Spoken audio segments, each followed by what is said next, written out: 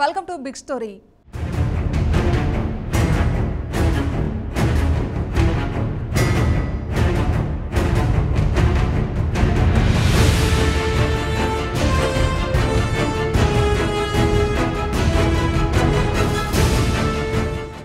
Multinational కంపెనీల పెట్టుబడుల మత్తులో పడిన పాలకులు దేశ సార్వభౌమాధికారాన్ని సైతం తాకట్టు పెట్టడానికి వెనకాడటం లేదు.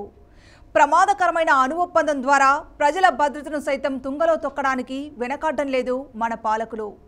అమెరికన్ పెట్టుబడిదారీ కంపెనీలకు లాభం తప్ప మరే ఇతర లక్ష్యం బరాక్ ఒబామా పర్యటనలో లేదని చెప్పడంలో ఎలాంటి అతిశయోక్తి లేదు.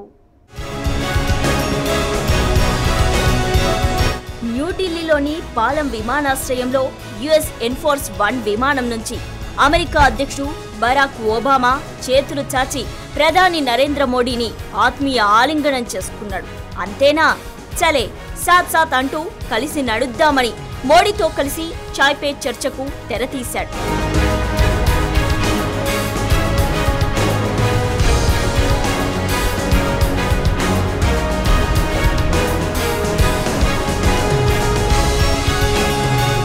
ఈ అద్భుత దృశ్యాన్ని బంధించిన కార్పొరేట్ మీడియా రోజంతా టీవీల్లో అరిగిపోయిన రికార్డులా ప్రసారం చేసి అలసిపోయాయి. ఎన్నాళ్ళో వేచిన ఉదయం అంటూ పాటలు కూడా కట్టాయి. గత ఏడాది ఒబామాలాగే రష్యా అధ్యక్షుడు పుతిన్, చైనా ప్రధాని జిన్పింగ్ భారత్లో పర్యటించారు. అప్పుడు లేని హడావిడి ఇప్పుడు ఒబామా రాగానే పదింతలయ్యింది.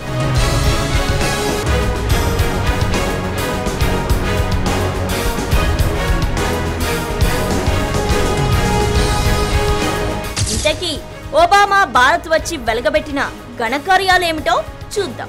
ఇరు దేశాల మధ్య ద్వైపాక్షిక సంబంధాలు అంటే ఇరుపక్షాలకు ఉభయతారకంగా అభివృద్ధిదాయకంగా ఉండాలి. కానీ ఇక్కడ సీన్ రివర్స్. నిజానికి భారత్తో సంబంధాలు బలపరుచుకోవడం అనేది అమెరికాకు ఇప్పుడు తక్షణ అవసరం. ఈ కొత్త సంబంధాలతో అమెరికా నుంచి భారత్కు ఒరిగేదేమీ లేదన్నది విశ్లేషకుల అభిప్రాయం. కానీ ఒబామా పర్యటన ఓ చారిత్రాత్మక సంఘటనగా కార్పొరేట్ మీడియా ఆకాశానికెత్తడం హాస్యాస్పదం.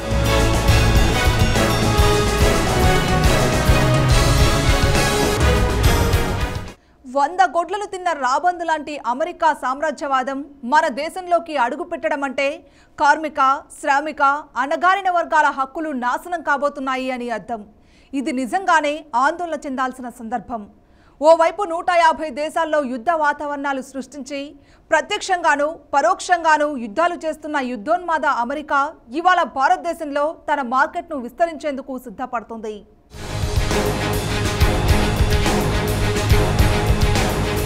మన విదేశాంగ విధానం బడా పారిశ్రామిక వర్గాలకు అనుకూలంగా మారడం, వారి కింద భారత పాలకవర్గ పార్టీలు తొత్తులుగా పనిచేయడం ఇప్పుడు మన కళ్ళ ముందు కనిపిస్తున్న దృశ్యం. ఈ బడా కార్పొరేట్ అధిపతులంతా అమెరికా అనుకూల ఆర్థిక విధానాలతో అంకుశాం కనుసన్నలో దేశాన్ని నెట్టేయాలని ఉవ్విళ్ళూరుతున్నారు. అందుకు కారణం లేకపోలేదు. అమెరికా బహుళజాతి కంపెనీలకు వీరంతా ప్రతినిధులు. సరళీకరణ ఆర్థిక విధానాల ఫలితంగా అమెరికా పెట్టుబడులకు భారత్ అతిపెద్ద మార్కెట్గా మారిపోయింది.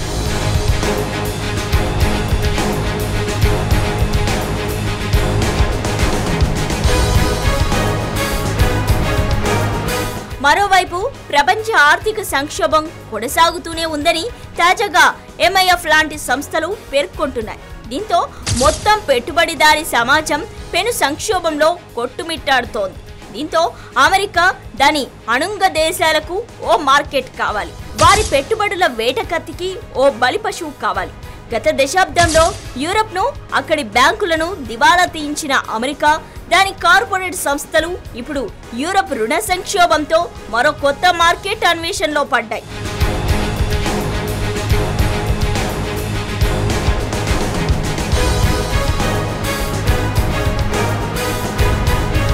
ఇక అమెరికా అధ్యక్షుడు బరాక్ ఒబామా పర్యటన నేపథ్యం విషయానికి వస్తే దీని వెనుక కారణాలు ప్రధానంగా భారత్ లాంటి మార్కెట్లో తమ పెట్టుబడులను రుద్దడం ప్రధాన ఉద్దేశం.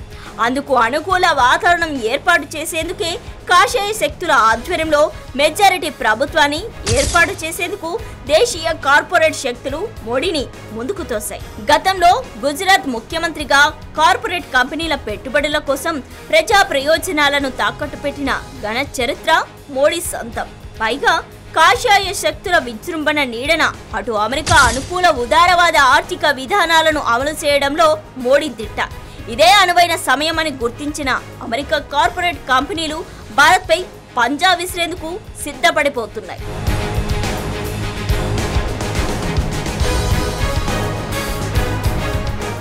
బిగ్ స్టోరీలో స్మాల్ బ్రేక్ తీసుకుందాం.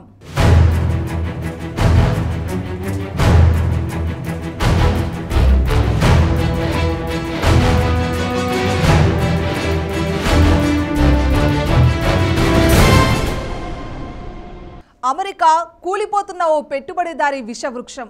అవును, నిజమే. ప్రపంచాన్ని గుప్పిట్లో ఉంచుకోవాలని చూసిన అమెరికా తాను గీసిన సామ్రాజ్యవాద చిత్రంలోనే ఇరుక్కొని విలవిల్లాడుతోంది. నిజానికి సెప్టెంబర్ 11 దాడుల తర్వాత ఉగ్రవాదంపై పోరు పేరుతో మొదలుపెట్టిన అమెరికా యుద్ధోన్మాదం సిరియాపై దాడుల వరకు కొనసాగుతూనే ఉంది. మరోవైపు చమురు సంక్షోభంలో పడ్డ అమెరికా విలవిల్లాడుతుంది. ఈ నేపథ్యంలో అమెరికాకు భారత్తోనే ఎక్కువ అవసరం.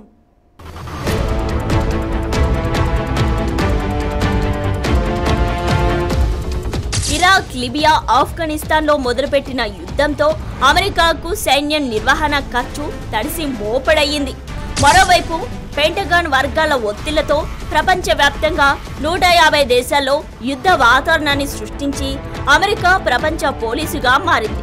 మరోవైపు పశ్చిమాసియాలో ఇజ్రాయెల్ ముసుగులో నెత్తుపుటేరులు పారిస్తూనే మధ్యప్రాచ్యంలో ఇస్లామిక్ స్టేట్ పేరిట మరో నాటకానికి తెరలేపింది.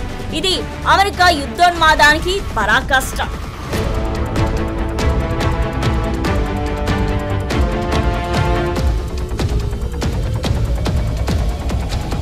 ఇదే సమయంలో చమురు క్షేత్రాలపై ఆధిపత్యం కొనసాగిస్తున్న అమెరికా తాను తీసుకున్న గోతిలోనే పడింది.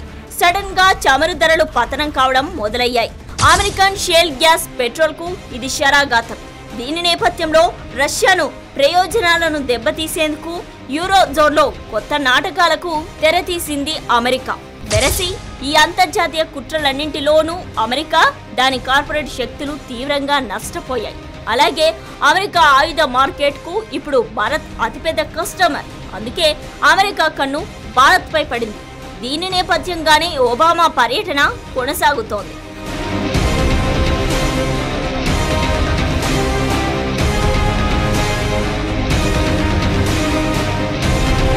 మరోవైపు అమెరికా అధ్యక్షుడు ఒబామా 67వ గణతంత్ర దినోత్సవానికి హాజరు కావడం ప్రధాని మోడీ సాధించిన దౌత్య ఘనకార్యమని బడా మీడియా ఊదరగొట్టేస్తోంది. మరోవైపు వామపక్ష ప్రజా సంఘాలు ఒబామా రాకను వ్యతిరేకిస్తూ దేశవ్యాప్తంగా నిరసన ప్రదర్శనలు నిర్వహించాయి.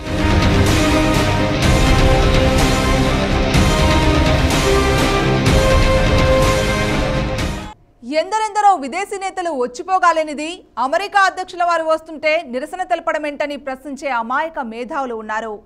అమెరికాతో దోస్తీ చేస్తే వామపక్ష ప్రజా సంఘాలకు ఎందుకంత అక్కసు అని ప్రశ్నించే మేధావులు ఉన్నారు.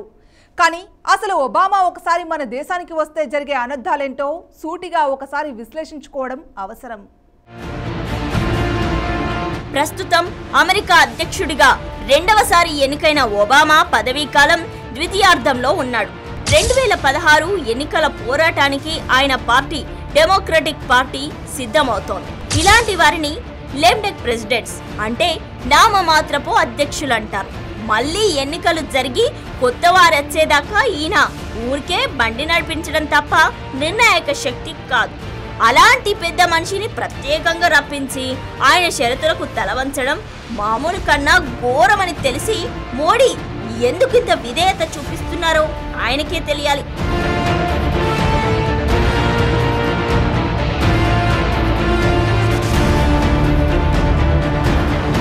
ఇక అనేక దేశాలలో అమెరికా సైనిక జోక్యాలతో కర్రపెత్తనం చలాయిస్తోంది. భూగోళంలోని అన్ని మహాసముద్రాల్లో అమెరికా సైనిక నౌకలు స్థావరాలున్నాయి.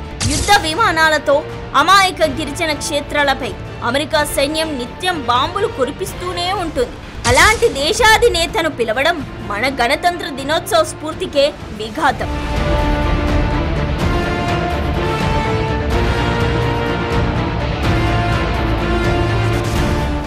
బిగ్ స్టోరీలో మరో స్మాల్ బ్రేక్ తీసుకుందాం.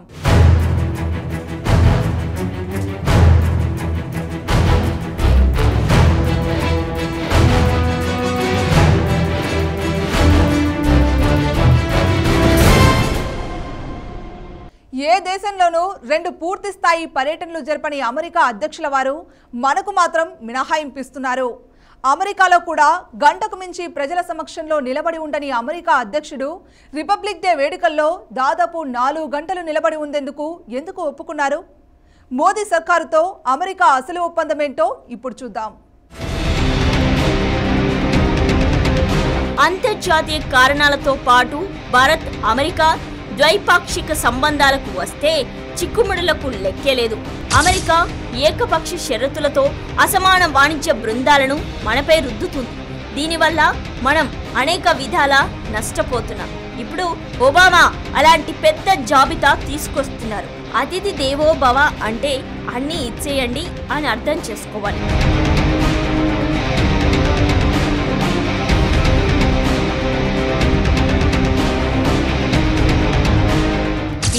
రైల్వే, రక్షణ, విద్య, వైద్యం, మందులు అన్నింటా తమ ఉత్పత్తులను, పెట్టుబడులను రుద్దడమే అమెరికా ఏకైక లక్ష్యంగా ఉంది.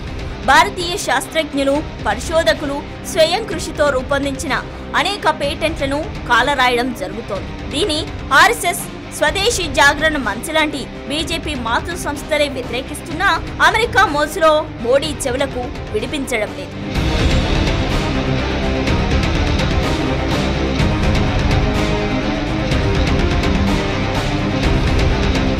ముఖ్యంగా దేశీయంగా మనం చౌకగా తయారు చేసుకుంటున్న మందులను అడ్డుకుని కొన్ని వేల రెట్లు అధిక ధరలతో అమెరికా ఔషధాలను భారత్ మార్కెట్లోకి గుప్పించాలని ఒబామా ప్రతిపాదనలు తీసుకొస్తున్నారు. ఇప్పటికే మన ప్రభుత్వం సగం అంగీకారం చెప్పేసింది. ఆహార భద్రత కోసం మనం చేసిన చట్టాన్ని కూడా అమెరికా వ్యతిరేకిస్తోంది. అది వ్యవసాయానికి రక్షణలు కల్పిస్తున్నందున వాటిని ఎత్తివేయించాలనేది దాని విధానం. ఇందుకు అనుగుణంగా WTO నిబంధనలను ఒప్పుకోవాలని బలవంతం చేస్తోంది. దీంతో అటు రైతులకు, ఇటు ఆహారం లేని పేదలకు కూడా చేటు జరగడం ఖాయం. అమెరికా కంపెనీల పెట్టుబడులు రుద్దడమే గాక వాటిని తీసుకురావాలంటే ఈ దేశంలో కార్మికులకు, ఉద్యోగులకు భద్రతా హక్కులు ఎత్తివేయాలని ఒత్తిడి చేస్తోంది. ఈ క్రమంలో మోడీ ప్రభుత్వం ఇప్పటికే కార్మికులకు రక్షణలు తొలగించే ఉత్తర్వులు జారీ చేసింది. ఒబామా పర్యటన వల్ల కార్మిక, రైతు, శ్రామిక వర్గాల హక్కులకు చేటు జరగడం ఖాయమని తేలిపోయింది. అయితే ఈ పర్యటనలో ఒబామా తనతో పాటు తెచ్చిన బృందంతో మరో ఘనకార్యానికి తెరలేపారు. అదే అణు ఒప్పందం. ఈ ఒప్పందంతో ప్రమాదాన్ని కొని తెచ్చుకున్నట్లేనని విశ్లేషకులు పేర్కొంటున్నారు. అణు ఒప్పందం విషయంలో అమెరికా తమ షరతులకు లోబడేలా చేయడానికి తెస్తున్న ఒత్తిడి ఒబామా పర్యటనలో పరాకాష్ట. ప్రమాదకరమైన, నష్టదాయకమైన అణు విద్యుత్ పరికరాలను మనకు అంటగట్టేందుకు యూపీఏ హయాంలో ఆమోదం సంపాదించారు. అయితే వాటి వల్ల భారత్లో ఎక్కడైనా ప్రమాదం జరిగితే దాని బాధ్యత మనదేనని ఒప్పుకుంటేనే సరఫరా చేస్తామంటున్నారు. ఇది ఓ రకంగా బ్లాక్మెయిల్.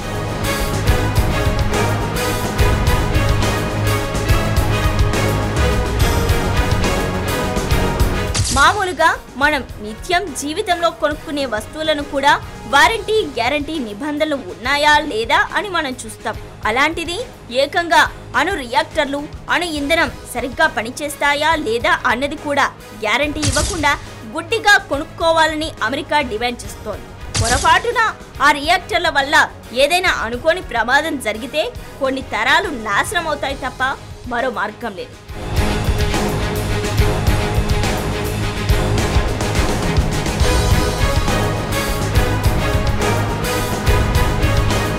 అణు ఒప్పందంలో అమెరికా ఇప్పుడు ఓ మతలబ్ పెట్టింది. భారత అణు సంస్థ, అమెరికా సరఫరాదారులు వెస్టింగ్టన్ హౌస్, GE హిటాచీ కలిసి ఒక బీమా నిధి సృష్టిస్తాయట. ఏదైనా అణు ప్రమాదం జరిగితే ప్రజలకు నష్టపరిహారం దాని నుంచి ఇస్తారట. అంటే అనుకోని ప్రమాదం జరిగితే అమెరికా ఎలాంటి బాధ్యత వహించదని అర్థం. 30 ఏళ్ల కిందట భోపాల్లో యూనియన్ కార్బైడ్ ప్రమాదం జరిగి 30,000 మంది సామాన్యులు చనిపోయిన నాడే మనం ఏం చేయలేకపోయాం. ఇప్పుడు అమెరికా కంపెనీలు భద్రతా నియమాలు పాటిస్తాయనుకోవడం హాస్యాస్పదం.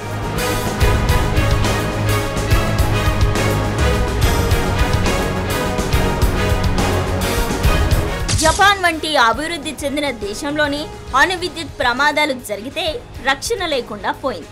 అవన్నీ తెలిసి అమెరికాకు సాగిలబడి వేల కోట్లు చెల్లించి ఎలాంటి వారంటీ గ్యారంటీ లేని అణు విద్యుత్ యంత్ర సామగ్రిని తెచ్చుకోవడం అంటే కొరివితో తలగొక్కోవడమే. ఒబామా రాక వల్ల నిర్దిష్టంగా మనకు లాభం కలిగించే ప్రతిపాదన ఒక్కటంటే ఒక్కటి కూడా లేదు.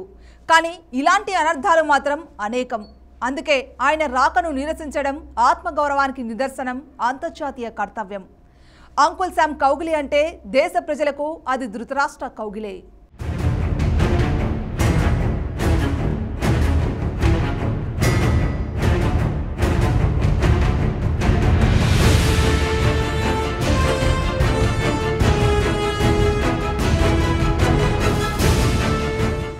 ఇది వాటి బిగ్ స్టోరీ. మరో అంశంతో మళ్ళీ కలుద్దాం.